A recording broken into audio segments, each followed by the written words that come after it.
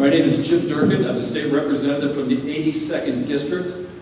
Represents Willowbrook and many of the surrounding areas that are within the Sterigenics zone. We once again come together as a community under trying circumstances. We thought the nightmare we have all been living through was finally over, but unfortunately this fight continues. In Springfield, we passed a bill, Senate Bill 1852, negotiated by the EPA, members of the legislature, the Illinois Environmental Council, and also the advice and counsel from Stop Sterigenics. We believe it's the strictest bill in the nation regarding ethylene oxide. It had bipartisan support in both chambers. It gave our regulators, the Illinois Environmental Protection Agency, the tools needed to keep a corporate polluter like Sterigenics closed for good. Sadly, the Illinois EPA has forgotten their core mission. Instead of working to protect us, it seems they are working quickly to allow Sterigenics to open its doors and start polluting again as quickly as possible, as evidenced by the fast-tracking of a settlement on the seal order in the DuPage Circuit Court. I'd like to know when the discussions between the EPA or the Attorney General and Sterigenics started related to the settlement of lifting the seal order. And I'd also like to know when the communications between the EPA and Sterigenics started regarding this new permit that has been applied for. I've been told, it's all hearsay, that it goes back many months. While the bill was being negotiated, Sterigenics and the EPA were working on a permit. I need to know more information, and I'd like to know what communications were made between both. I don't think I need to...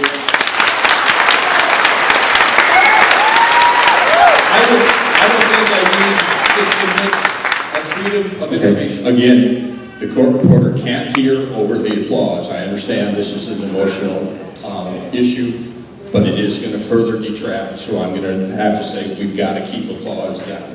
Those are two requests I made, and I hope that I'm able to get a response back from the agency regarding communications with the seal order between Sterigenics, EPA, the AG, and also communications between Sterigenics and the EPA regarding this new construction permit. I'm glad that the Circuit Court of DuPage County last week put a halt to this, slowed it down. It was the right thing to do.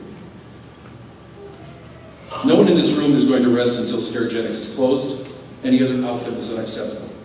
I say this not only as an elected official, but also as a resident of Westman Springs, which is located in the region of these emissions.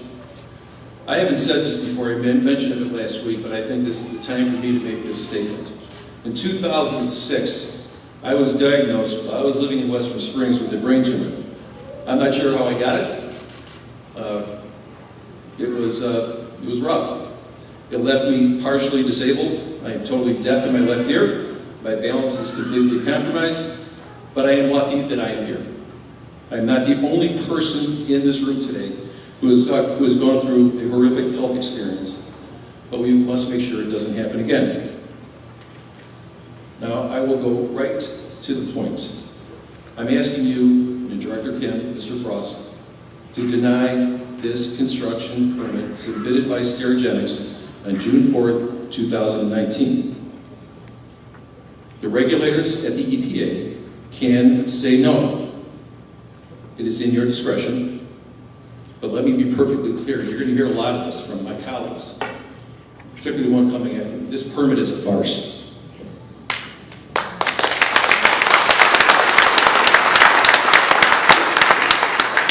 I also want to be clear that I presume that those making the decisions on whether or not this permit should be approved, when people ultimately decide the issue, do not reside in the zip codes affected by Sterigenics.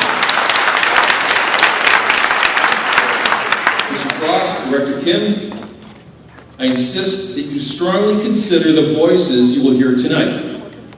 Now, approving this permit and stating you had no other option is not true.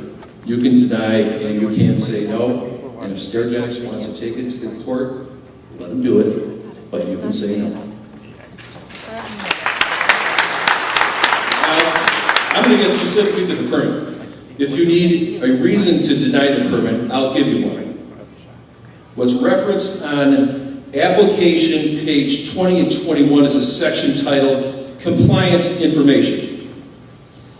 On page 20, under number 30 of the page, it asks, is the emission unit in compliance with all applicable requirements? Sterigenics, in their application, checks the yes box.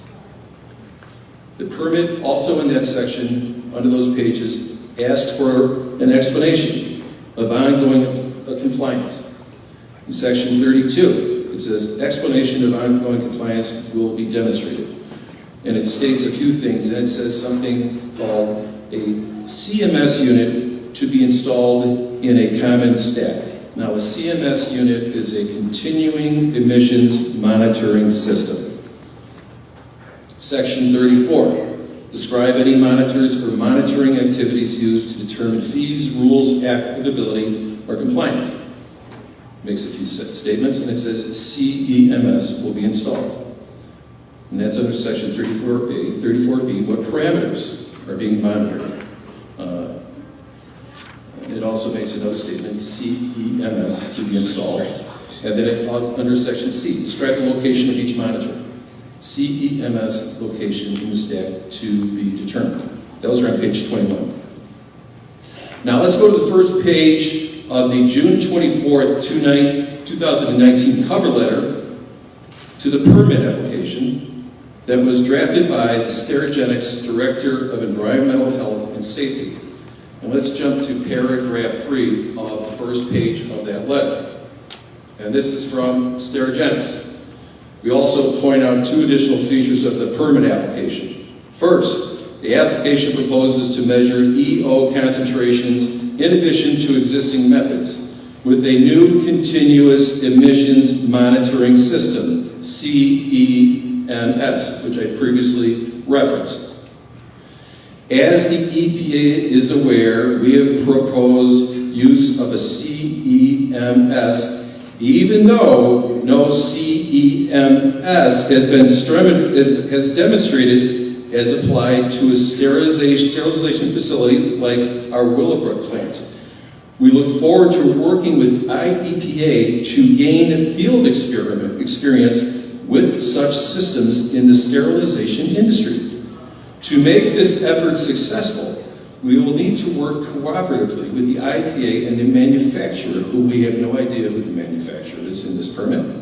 We expect the permit will contain appropriate terms that reflect those efforts. Well, it doesn't.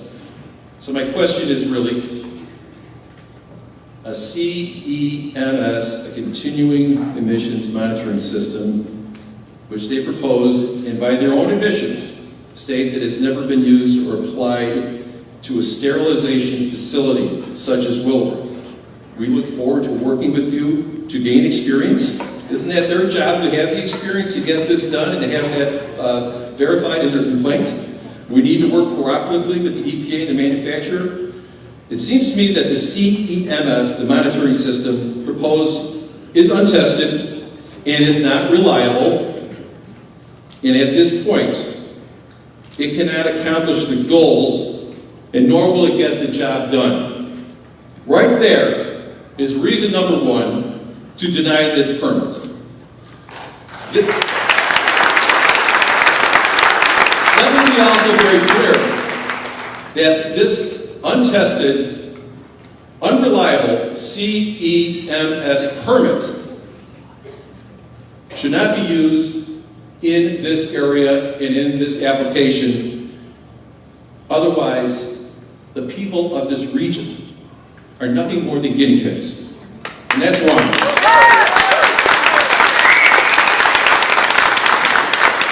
Mr. Frost and Director Kim, this should be enough for your denial. Like I said, you have the discretion. And I pointed out a very large hole and problem with that application, an untested system in which they said, we'll have to work with the EPA and the manufacturer and see how it works. After what all these people behind me have gone through for the past year, we shouldn't act as robots. Act with common sense. It's just not right. It's not timely. You can deny that permit just based on that alone. Now, I also want to bring out another section, And this is it's Exhibit 199-1. And it's regarding the drum storage of EO. At Willowbrook 1, ethylene oxide is stored in sealed drums in an outside storage area before use. The question I have, is that area contained, are those drums contained in an area which they have no exposure to the oxygen or the environment? It doesn't say that here. I think the people behind me should know that. Now, it goes through how this process works. It says, to dispense ethylene oxide, the drums are moved with the drum cart from the storage area to the dispensing stations located inside the chamber room areas. Once in place, the dispensing station, the drum is connected to the dispensing system for the specific sterilization chamber. They're missing something that's extremely important. What do you do with that drum after it's completely been used? Is it brought out to a contained outside storage area? Is it sealed shut? Is the EO been completely removed from that used drum? I don't know that. Don't you think that Sterigenics has an obligation to explain how they're handling this product, not only before, during, but just as importantly, after? And they haven't done this in this report. So I use that as a reason to say that they are, again, incomplete in this application to ensure that if they plan to, they're going to ask the state of Illinois for their blessing to open up their facility, they are gravely short. They have not met what we believe are any standards for them to even be considered for operating a business again. Now, I'm speaking personally, I'll speak as a legislator. I don't want them back here anymore. Everybody here is going to say the same thing. They've lost their right to serve. They've given up the right to work in this region. I'm a pro-business Republican, but the fact is I don't defend this type of work. So I'm just going to finish and say, I'm going to ask you and Mr. Kim to do the right thing for this region and what's right for the state of Illinois and deny this permit. Thank you.